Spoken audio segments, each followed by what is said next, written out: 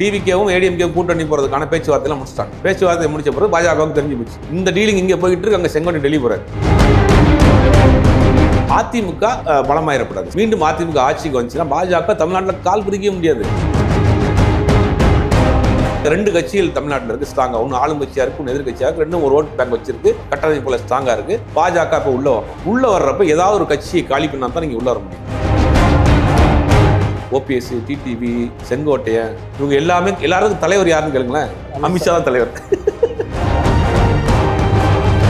கட்சி சாதி ரீதியாக பிளவார். ஓபிஎஸ், டிடிவி இவங்க ஒரு அணியாகவும், எடப்பாடி பழனிசாமி ஒரு அணியாகவும், இவங்க யாருக்குமே காமன் லீடர்ங்கிற முத்திரை கிடையாது. யார் அந்த சமூகத்தின் முகமாக இருக்கிறது? இப்போ பார்த்தீங்கன்னா கொங்கு பகுதிகளில் செங்கோட்டையனா Edappadi Palaniswami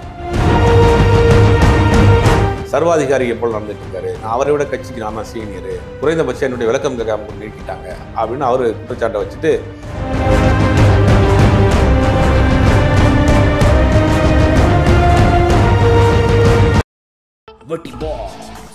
big Boss Tamil season 9 review show நான் வர தினமும் ராத்திரி 11:30 மணிக்கு. Subscribe to colour Kannadi media. Colour Kannadi voice நேயர்களுக்கு வணக்கம். இன்று நம்மோடு இருப்ப பத்திரிகையாளர் சுபேர் அவர்கள். வணக்கம் சார். வணக்கம். இப்போ பார்த்தீங்கன்னா செங்கோட்டையனுக்கும் இபிஎஸ்க்கும் மோதல். ஒரு பக்கம் செங்கோட்டை நீக்கியிருக்காரு, அதை எப்படி பார்க்குறீங்க? செங்கோட்டையனை நீக்கியிருக்கிறார், அடிப்படை உறுப்பினர்லேருந்து நீக்கியிருக்கிறார். கிட்டத்தட்ட ஒரு மிகப்பெரிய நீண்ட அரசியல் வரலாற்றுக்கு சொந்தக்காரர். 1971 எம்ஜிஆர் கட்சி ஆரம்பிக்கிறப்போ கட்சியில் சேர்ந்தவர். அதுக்கு முன்னாடி திமுகவில் இருந்திருக்கார். திமுகவில் எம்ஜிஆர் இருக்கிறப்ப இருந்திருக்கார். எம்ஜிஆருடைய தீவிர விசுவாசி. கிட்டத்தட்ட ஒரு 50 வருஷம் ஆச்சு. 50 வருஷம் அரசியலுக்கு சொந்தக்காரர். 8 முறை சட்டமன்ற உறுப்பினர், அமைச்சர், கட்சியினுடைய அமைப்பு செயலாளர், அப்படி நிறைய பதவிகளை வகித்தவர். எம்ஜிஆர், ஜெயலலிதா இப்படின்னு வரிசையாக பல முதலமைச்சர்கள் கீழ் பணியாற்றியவர்.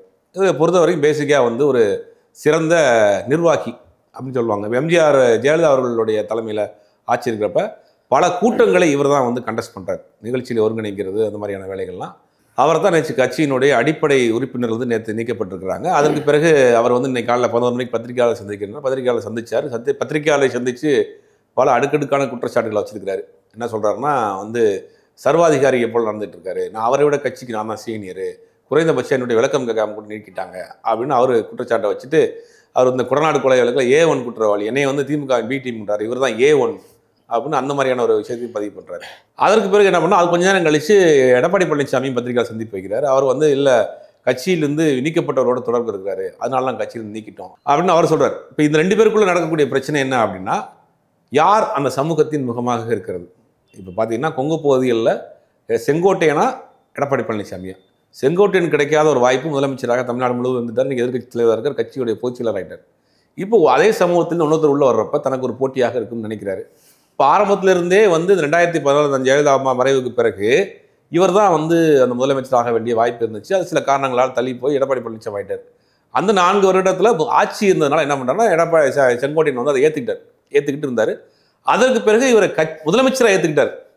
ஆனால் கட்சியுடைய பொதுச் செயலாளர் தான் இவரை தலைவராக ஏற்றுக்கிட்டு அங்கே பயணம் பண்ணுவதற்கு அவருக்கு ஒரு உடன்பாடு ஏற்படல. அதனால் என்ன பண்ணால் கொஞ்சம் விலகியே தான் இருக்கிறார். 2021 சட்டமன்ற தேர்தலுக்கு பிறகு இன்னைக்கு வரைக்கும் கட்சியில் பெருசாக ஆக்டிவாக இல்லை, விலகியே இருந்தார். இடையில ஒரு பெரிய உச்சகட்டமாக ஒரு மனம் திறந்து பேசுகிறேன் அப்படின்னு சொன்னார். அதுக்கப்புறம் டெல்லிக்கு போனார், நிர்மலா சீதாராமன் அவர்களை பார்த்தாரு, அமித்ஷாவை பார்த்தாரு. அதுக்கு பிறகு இங்கே வேற மாதிரி நடந்துச்சு. இப்போ சமீபத்தில் நடந்த தேவர் குரு பூஜையில் செங்கோட்டையன், சசிகலா, டிடிவி இவங்க 3 பேரும் ஒன்றா சந்திச்சிலேருந்து இன்னைக்கு நீக்கப்பட்டாங்க. இப்போ இவங்களுக்குள்ள பிரச்சனை என்னென்னா, அந்த சமூகத்தின் முகமாக தான் மட்டும்தான் இருக்கணும் அப்படின்னு எடப்பாடி பழனிசாமி நினைக்கிறார். இவரை தலைவராக ஏற்றுக்கிட்டு நாங்கள் பயணம் பண்ண முடியாதுன்னு அவருக்கு இங்கே ஒரு உறுத்தல் வருது. இதுதான் இந்த பிரச்சனைக்கு அடிப்படை காரணம். இந்த காரணம் என்ன இருந்தாலும் கூட தேர்தல் நேரங்களில் ஒரு அனுபவம் வாய்ந்த மூத்த அரசியல்வாதியை கட்சியிலிருந்து யாரும் நீக்க மாட்டாங்க. இதே செங்கோட்டையன் 2011 சட்டமன்ற உறுப்பினராகி அமைச்சராகிறார். ஆனால் அதற்கு பிறகு இடையில் அவருக்கு மேலே ஒரு அலிகேஷன் வந்த பிறகு அவரை அமைச்சர் பதவியிலிருந்து நீக்கிறாங்க. ஆனால் கட்சியிலிருந்து நீக்கலை. சட்டமன்ற உறுப்பினராகவே இருக்கிறாங்க, கட்சியிலிருந்து நீக்கலை. அதற்கு பிறகு 2016 அவருக்கு வாய்ப்பு கொடுக்குறாங்க. மீண்டும் ஜெயிக்கிறாரு, அவரை அமைச்சராக்குறாங்க. இப்படி தான் அவருடைய டிராவல் இருந்துச்சு. இந்த மாதிரியான ஒரு அனுபவம் வாய்ந்த தேர்தலை அதிக முறை சந்தித்த களத்தில் நிற்கக்கூடிய ஒரு நபரை தேர்தல் நேரங்களில் நீக்க மாட்டாங்க. இதுக்கு என்னன்னா 1989 2 அணியாக பிரியுது. இவர் ஜே அணியில் இருந்தவர் சேவல் சின்னத்தில் நின்று ஜெயிக்கிறார். கோபிச்செட்டிப்பாளையத்தில் சேவல் சின்னத்தில் 1989 நின்று ஜெயிக்கிறாரு. ஆரம்பத்திலிருந்து அந்த அம்மா மறைவர வரைக்கும் ஜெயலலிதா அவர்களுடைய விசுவாசியாக தான் இருக்கிறார். அப்போ 91 திருப்பி முடக்கப்பட்ட இரட்டை இலை கிடைக்குது. 2 அணி ஒன்றாக்குறாங்க. ஒன்றாக்குனோடனே அப்போ ஜெயலலிதா அவர்கள் என்ன பண்ணாங்கன்னா, அவருக்கு எதிராக யாரெல்லாம் அரசியல் பண்ணாங்க இல்லையா, அவங்க எல்லாம் கூட்டு பக்கத்தில் வச்சுட்டாங்க. அரசியலில் ஒரு கணக்கு இருக்குது, என்னன்னா உங்களை எனக்கு பிடிக்காது, ஆனால் உங்களுக்கு பின்னாடி இருக்கக்கூடிய ஒரு சமூகம், அனுபவம், ஆட்கள் இதெல்லாம் நமக்கு தேவைப்படும். தனிப்பட்ட காரணங்களுக்காக அவர்களை வந்து நம்ம சேர்த்துக்கலாட்டையும் கூட அவர்களுக்கு பின்னாடி இருக்கக்கூடிய ஒரு விஷயம் நமக்கு தேவைப்படும். அப்போ எடுத்துக்கிறாங்க. ஆரம் வீரப்பனுக்கும் அந்த அம்மாவுக்கும் ஆரம்பத்துலேருந்து 7ஆம் பொருத்தம் ஆகாது. ஆனால் எம்ஜிஆர் மறைவுக்கு பிறகு கட்சி ஒன்றான பிறகு ஆரம் வீரப்பனை தன்னுடைய அமைச்சரவையில் சேர்த்துக்கிட்டாங்க. ஏன்னா அவர் ஒரு சீனியர், அவருக்கு பின்னாடி அனுபவம் இருக்குது, அது பயன்படும். அரசியல் அப்படி தான். ஆனால் எடப்பாடி பழனிசாமியை பொறுத்த வரைக்கும் இவர் கட்சியை தன் கட்டுப்பாட்டில் வச்சா போதும், பொதுச் செயலாளர் நம்ம இருந்தால் போதும், முதலில் கட்சி நம்ம கண்ட்ரோலுக்கு வரட்டும், அதுக்கப்புறம் ஆட்சி அதிகாரத்தை பார்ப்போன்னு பார்க்குறோம். இது வந்து ஒரு பெரிய அதிமுகவுக்கு ஒரு பின்னடைவு. பாஜகவுக்கு சாதகம். பாஜக தான் இந்த வேலையை செய்யுது. பாஜக தான் அதிமுக பலமாக இருந்துச்சுன்னா பாஜக உள்ளே வர முடியாது, கால் பதிக்க முடியாது. இப்போ நீங்கள் எடுத்தீங்கன்னா 2 கட்சி தமிழ்நாட்டில் கடந்த 50 வருஷமாக திமுக அதிமுக மாறி மாறி இருக்குது. திமுக எங்கேருந்து வந்துச்சு? பெரியார்ட்டேருந்து வராங்க, திராவிட கழகத்துலேருந்து வராங்க. திராவிட கழகத்துலேருந்து வந்த பிறகு பெரியார் கடவுள் மறுப்பு கொள்கையில் ரொம்ப உறுதியாக இருக்கிறாரு, அதை பேசுகிறார். அப்போ அதை நேரடியாக மக்கள்கிட்ட கொண்டு போகிறப்ப அரசியல் இயக்கமாக மாற்ற முடியாதுங்கிறதான் திராவிட முன்னேற்ற கழகத்தை ஆரம்பிக்கிறார் அண்ணா என்ன சொல்கிறாரு, ஒன்றே குலம் ஒருவனே தேவன் அப்படின்ற மாதிரி ஒரு கான்செப்டை வைக்கிறாரு. பிள்ளையாரை உடைக்க மாட்டோம், பிள்ளையாருக்கு தேங்காயும் உடைக்க மாட்டோன்றாரு அண்ணா. அப்போ நான் கடவுள் மறுப்பு கொள்கையிலேருந்து அது கொஞ்சம் மாறுபட்டு ஒரு கட்சியாக வருது. அந்த கட்சியிலாம் கலைஞர் இருக்கிறாரு, அண்ணா எம்ஜிஆர் இருக்கிறாரு, எல்லாரும் பயணம் பண்ணுறாங்க. இப்போ எம்ஜிஆர் அண்ணா மறைவுக்கு பிறகு எம்ஜிஆருக்கும் கலைஞருக்கும் ஒரு சின்ன ஒரு போட்டி கருத்து வேறுபாடு ஏற்படுது. அதிமுக ஆரம்பிக்கிறது. அதிமுக என்ன பண்ணுறாங்கன்னா ஓப்பனாகவே தன்னுடைய ஒரு ஆன்மீகவாதியாக எம்ஜிஆர் காட்டிக்கிறார். அப்போ இப்போ அதிமுகவுக்கு திமுகவுக்கு வித்தியாசம் என்னன்னா, அவர்கள் ஓப்பனாகவே அவங்க வந்து ஒரு ஆன்மீகவாதியாக வெளியிலேயே பிரகடனப்படுத்த ஆரம்பிச்சாங்க. எம்ஜிஆர் கோயிலுக்கு போகிறாரு, அப்புறம் அந்த அம்மா ஜெயலலிதாவும் ஒரு ஆன்மீகவாதியாக காமிச்சிட்டாங்க. இப்போ 2 கட்சிகள் தமிழ்நாட்டில் இருக்குது ஸ்ட்ராங்காக. ஒன்று ஆளும் கட்சியாக இருக்குது, ஒன்று எதிர்கட்சியாக இருக்குது. ரெண்டும் ஒரு ஓட் பேங்க் வச்சிருக்கு, கட்டணம் போல ஸ்ட்ராங்காக இருக்குது. பாஜக இப்போ உள்ளே வரணும். உள்ளே வர்றப்ப ஏதாவது ஒரு கட்சியை காலி பண்ணால் தான் நீங்கள் உள்ளே வர முடியும். திமுகவை நீங்கள் காலி பண்ண முடியாது. ஏன்னா ஒன்றுமும் வந்து அந்த பெரியாரிய சிந்தனை, திராவிட இயக்கம் அப்படின்ற விஷயங்கள் இன்னும் கொஞ்சம் பிடிப்பாக இருக்கிறாங்க. தலைவர்களும் அங்கே கொஞ்சம் ஸ்ட்ராங்காக இருக்காங்க. இங்கே தலைவர்கள் இருக்காங்க. இப்போ அந்த ஐடியாலஜி அப்படியே பொறித்திருக்காங்க. இங்கே அப்படி கிடையாது. இங்கே அப்படி இல்லை. இப்போ சைக்காலஜிக்கலாக இவங்களை ஈஸியாக அவங்க பக்கம் கன்வெர்ட் பண்ணிடலாம். உட்கட்சி பிரச்சனை, தொடர்ந்து தோல்வி, சரியான தலைமை இல்லை அப்படின்னு ஒரு சோர்வு வர்றப்ப அந்த தொண்டர்களை ஆட்டோமேட்டிக்காக பாஜக பக்கம் கொண்டு வந்துடலாம். சைக்காலஜிக்கலாக அவங்கள கொண்டு வர்றதுக்கு இது ஒரு வேலை. அப்போ என்ன பண்ணோன்னா அதிமுக பலமாயிடக்கூடாது. ஸ்ட்ராங்காக அதிமுக ஆச்சுன்னா, மீண்டும் அதிமுக ஆட்சிக்கு வந்துச்சுன்னா பாஜக தமிழ்நாட்டில் கால் பிரிக்க முடியாது. உதாரணத்துக்கு 120 சீட் வந்து வச்சுங்களேன், முதலமைச்சர் ஆகிட்டார்னா எடப்பாடி பழனிசாமி தன்னோட வேலையை காமிக்க ஆரம்பிச்சுவார். இப்போயே என்ன நடந்துச்சு, உங்களுக்கு விஜயும் டிவிகேவும் ஏடிஎம்கேவும் கூட்டணி போகிறதுக்கான பேச்சுவார்த்தையெல்லாம் முடிச்சிட்டாங்க. பேச்சுவார்த்தை முடிச்ச பிறகு பாஜகவுக்கு தெரிஞ்சு போச்சு. தெரிஞ்சு போன பிறகு தான் செங்கோட்டையனை கையில் எடுக்கிறாங்க. இந்த டீலிங் இங்கே போயிட்டு இருக்கு, அங்கே செங்கோட்டை டெல்லி போகிறாரு. டெல்லி போன பிறகு செங்கோட்டையனை வச்சு ஒரு மிரட்டல் கொடுக்குறாங்க, கட்சியை முடைக்கிடுவோம், சின்னத்தை முடைக்கிடுவோம் அப்படிங்கிற மாதிரி முடிவு பண்ணி அவர் ஒரு நெருக்கடி வேறு நெருக்கடி ரைடுகள்லாம் கொடுத்த பிறகு வேறு வழி இல்லாமல் 8 மாதத்துக்கு முன்னாடி கூட்டணியை உறுதி பண்ணுறாங்க. அதிமுக பாஜக கூட்டணியை. அதிமுக பாஜக கூட்டணியை பெரும்பாலும் அதிமுகவினுடைய அடிமட்ட தொண்டர்கள் ஏற்றுக்கல. அது வந்து ஒரு தனியாக நம்ம நிற்கலாமே, தனியாக நம்ம ஒரு அணி அமைக்கலாமேங்கிறது தான் அவங்களுடைய எண்ணம். ஆனால் வேறு வழி இல்லாமல் நெருக்கடிகள் கொடுக்கப்பட்டு கூட்டணி வச்சுட்டாங்க. இப்போ என்னென்னா அதிமுக இன்னும் திருப்பி இந்த முறை ஆட்சிக்கு வந்துச்சுன்னா எடப்பாடி கை ஓங்கிரும். எடப்பாடி கை ஓங்குச்சுன்னா பாஜக உள்ளே வர முடியாது. அப்போ அதிமுக பலகீனமானா தான் நான் உள்ளே வர முடியும். அதிமுக பலகீனப்படுத்தக்கூடிய வேலையை எல்லாம் பண்ணுறாங்க. இவங்க என்னன்னா, இதில் காமெடி என்னன்னா, ஓபிஎஸ், டிடிவி, செங்கோட்டையன் இவங்க எல்லாருக்கும் தலைவர் யாருன்னு கேளுங்களேன். இப்போ அமித்ஷா தான் தலைவர். இவர்கள் சொன்னா கேட்க மாட்டாங்க. எனக்கு எடப்பாடி பிடிக்காது, ஆனால் எங்கள் தலைவர் அமித்ஷா தான். எதிர்பார்க்கறது பாஜக தான். அப்போ ஏன் ஒன்றா இருக்க வேண்டியதானப்பா, ஏன் இருக்க மாட்டேங்கிறீங்க? அதிகார போட்டி தான். அதிகார போட்டியை விட பாஜக பண்ணக்கூடிய ஒரு ஸ்ட்ராட்டஜி தான்.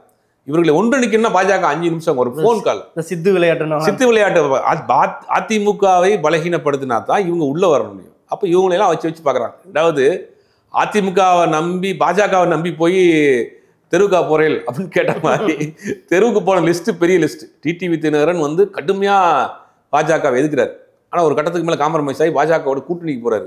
2024 கூட்டணிக்கு போகிற பிறகு திருப்பி அதே கூட்டணிக்குள்ளே எடப்பாடி பழனிசாமி கொண்டு வராங்க. எடப்பாடி பழனிசாமி கொண்டு வரப்ப அவங்க ஒரு அஷூரன்ஸ் கொடுத்துருக்காங்க. என்ன கொடுத்துருக்காங்கன்னா, எடப்பாடி பழனிசாமி முதலமைச்சர் கிடையாது, என்டிஏ தான் முதலமைச்சர், அதில் யார் வேணாலும் வரலாம், வெயிட் பண்ணுங்கன்னு காம்ப்ரமைஸ் பண்ணி கொண்டு வந்திருக்காங்க. ஒரு கட்டத்துக்கு மேலே என்னாச்சுன்னா, இவர் முதலமைச்சராக டிக்ளேர் பண்ண பிறகு அங்கே இருக்க முடியாமல் அவர் வெளியேறாரு. அப்போ இது வரைக்கும் அவருக்கு மேலே இருந்து ஒரு இமேஜ் போச்சு, பாஜக எதிர்ப்பில் சமரசமாயிட்டார் அப்படிங்கிற இமேஜ் டிடிவிக்கு போயிடுச்சு. இந்த தர்மயுத்தம் பண்ணது ஓபிஎஸ் பண்ணது பாஜக நம்பி தான் பண்ணார். அவருக்கும் இன்னைக்கு அவரும் எங்கே போகிறதுன்னு தெரியாமல் நிற்கிறாரு. செங்கோட்டையனும் அவங்க நம்பி தான் டெல்லியெல்லாம் போயிட்டு இருந்தார். இப்போ அவரும் என்னென்ன இவங்க எல்லாம் இவங்க பின்னாடி ஓட் பேங்க் பெருசாக இல்லைன்றாங்க. அது உண்மைதான். இல்லை, தென் மாவட்டத்தில் இந்த சசிகலா, டிடிவி, ஓபிஎஸ் இவர்களுக்கு ஒரு தென் மாவட்டத்தில் இவர்கள் சமூகம் சார்ந்த வாக்குகள் கொஞ்சம் ஸ்ட்ராங்காக இருக்குது. ரெண்டாவது அது வந்து அவங்களுக்கு கை கொடுக்குது. 2021 தேர்தலில் அதிமுக ஆட்சியை இழந்ததுக்கு காரணம் அமமுக பிரித்த ஓட்டு தான். கிட்டத்தட்ட 60 தொகுதிகளில் ஓட்டை பிரித்து விட்டாங்க.